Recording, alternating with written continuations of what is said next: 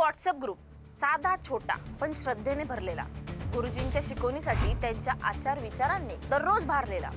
सगळ्यांना वाटायचं ही आपली आध्यात्मिक शाळा आहे, आपलं मार्गदर्शन केंद्र आहे. पण एका दिवसाची सकाळ काहीतरी वेगळीच होती.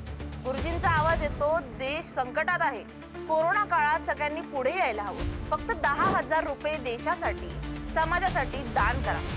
फेसबुक नाही, इंस्टाग्राम नाही, स्वतः गुरुजींचा आवाज, त्या आवाजामागे असलेली करुणा, तो आत्मविश्वास आणि खाली दिलेला स्कॅनर.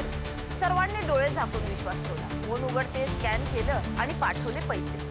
पण खरा आवाज गुरुजींचा नव्हता. ते एक AI आर्टिफिशियल इंटेलिजन्सने तयार केलेला आभासी पुतळा होता. भावना होती खरी, पण मागे होता फसवणुकीचा खेळ. एके दिवशी अशीच दुसरी घटना घडते. इराण-इस्रायल युद्ध सुरू आहे. जग हादरते, माणसं भयभीत आहेत. मृत्यूचं सावट आकाशात पसरले आणि त्यात अचानक एक व्हिडिओ व्हायरल होतो.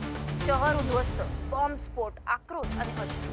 पण तो खरा नसतो, तो AI ने बनवलेला असतो. बनावट, पण इतका खरा वाटणारा की हृदय दडपून जातं. माणसाच्या भावनांवर हल्ला होतोय, विश्वासावर, संवेदनांवर, मनावर वार होतोय.